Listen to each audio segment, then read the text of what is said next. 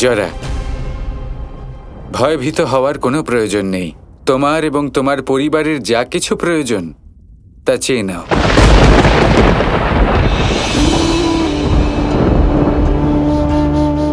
আপনি অচ্যুত হয়ে আমার জীবনে এসেছেন।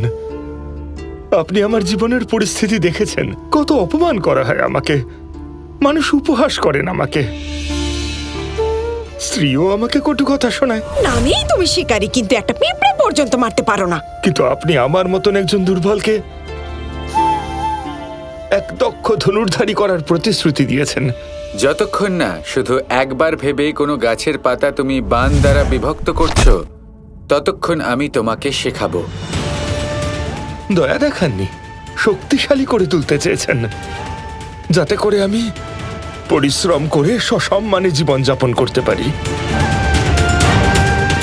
উঠে দাঁড়াও জরা।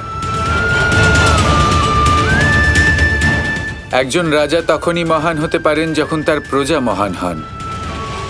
আমি শুধুই নিজের কর্তব্য পালন করছি।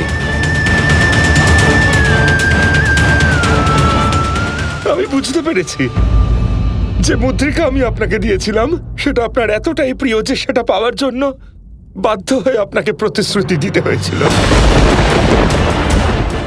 এরকম কোনো ব্যাপার নয় জরা, আমি তোমাকে সেটাই দিচ্ছি যেটা তুমি পাওয়ার যোগ্য।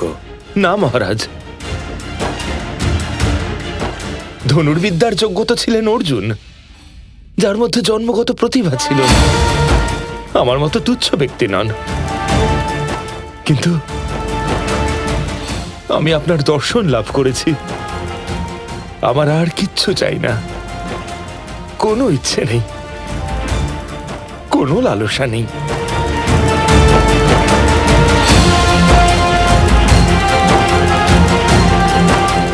আমি জরা এখানে উপস্থিত সকলকে সাক্ষী রেখে এটা ঘোষণা করছি যে আমি দ্বারকাধীশ শ্রীকৃষ্ণকে ওনার দেওয়া প্রতিশ্রুতি স্বেচ্ছায় ফিরিয়ে দিলাম।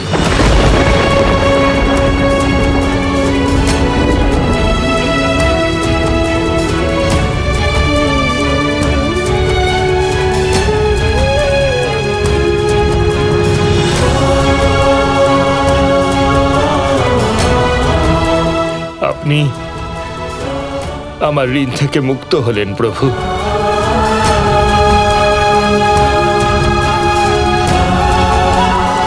দেখলে রুক্মিণী, কৃষ্ণ রাধার প্রসন্নতা ফিরিয়ে দিল। আমার সব চিন্তা দূর হলো। ঠিক বলেছ তুমি রাধা। শ্রীকৃষ্ণ কি কখনো রাধাকে কষ্ট দিতে পারে? ধন্য আমি যে আমি এমন প্রজা পেয়েছি, এমন মহান প্রজা যিনি এত বড় প্রতিশ্রুতি ফিরিয়ে দিতে প্রস্তুত হয়ে গেলেন। আমার গর্ববোধ হচ্ছে প্রত্যেক দ্বারকাবাসীর প্রতি। সত্যি এই সংসার এমনি এমনি বলে না যে এই ধরিত্রী হলো পুণ্যের, কর্মের, আনন্দের, স্বর্গের দ্বার। এই দ্বারকা। দ্বারকাধীশ কৃষ্ণের, দ্বারকাধীশ কৃষ্ণের, দ্বারকাধীশ কৃষ্ণের, দ্বারকাধীশ কৃষ্ণের, দ্বারকাধীশ কৃষ্ণের। কিন্তু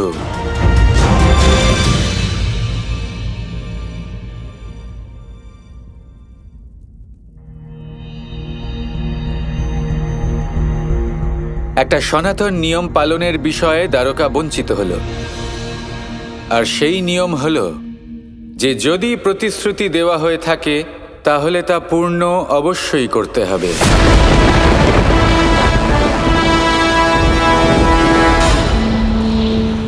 জরা, অচ্যুত তোমাকে প্রতিশ্রুতি দিয়েছে, আর অচ্যুত কখনো নিজের প্রতিজ্ঞাচ্যুত হয় না। তোমার এই ইচ্ছে, তোমার সেই প্রতিশ্রুতি অবশ্যই পূর্ণ হবে।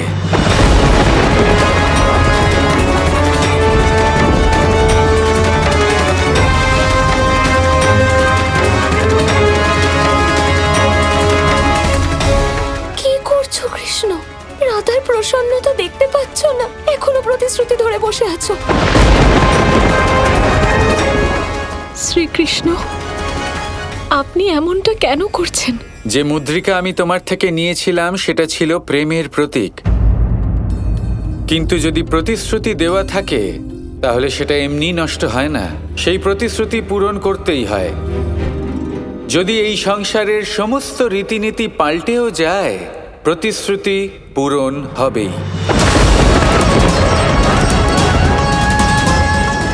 আজ আমি সকল যদুবংশীদের একটা কথা বলতে চাই, এটা আমার অনুরোধ হিসেবে গণ্য করবেন। এই সংসারে যখনই আপনি কাউকে কোনো প্রতিশ্রুতি দেবেন, তখন সেই প্রতিশ্রুতি অবশ্যই পালন করবেন। যদি প্রতিশ্রুতি ভঙ্গ হতে থাকে, তাহলে এই যদুবংশ ধ্বংস হয়ে যাবে।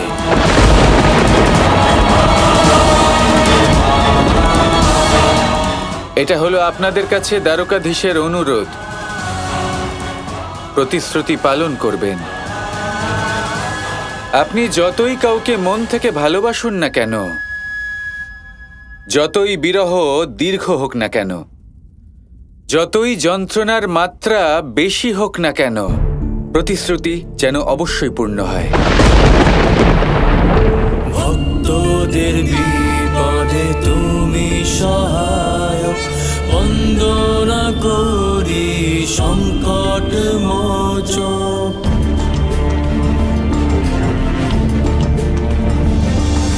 মুখে প্রেমের কথা বলো, অথচ আমাকে দুঃখ দাও।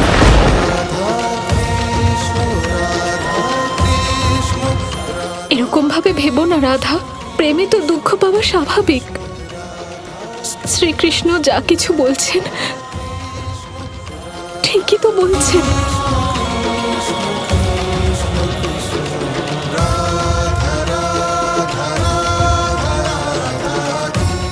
রাধা,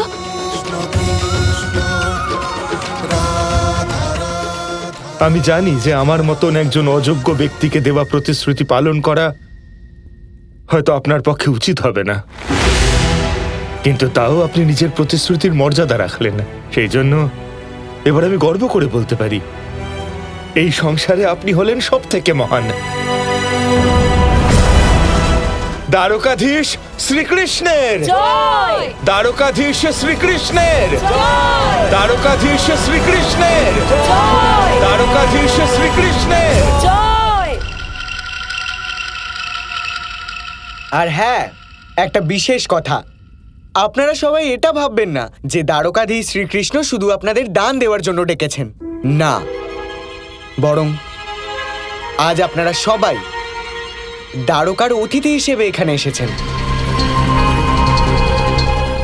সেই জন্য আজ আপনারা কেউ এখান থেকে যাবেন না, বরং আপনারা এখানে থেকে দ্বারকা নগরীর অতিথি রূপে দ্বারকাধীশের আতিথ্য গ্রহণ করবেন।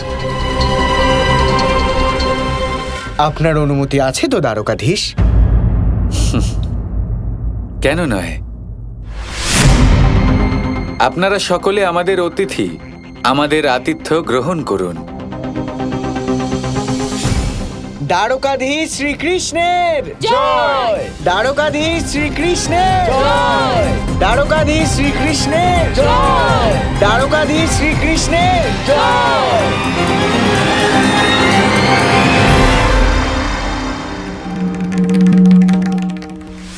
তাকে তো পেয়ে গেছি যে শ্রীকৃষ্ণকে সমাপ্ত করতে চলেছে।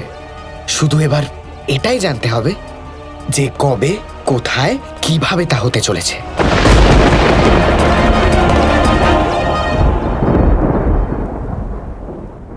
চলে যাও কৃষ্ণ, তোমার সাথে আমি কোনো কথা বলতে চাই না। রাধা, আমি বুঝতে পারছি তুমি আমি কিচ্ছু শুনতে চাই না। যখন জরা প্রতিশ্রুতি ফিরিয়ে দিতে চাইলো, তখন তুমি তা কেন অস্বীকার করলে? কারণ তোমার প্রতাপের জন্য আজ আমার নাম ইতিহাসের পাতায় আছে। তোমার কারণেই আমি একটা গৌরবময় জীবন যাপন করেছি। তুমি হলে আমার শক্তি, রাধা। কৃষ্ণ কৃষ্ণ কৃষ্ণ কৃষ্ণ কৃষ্ণ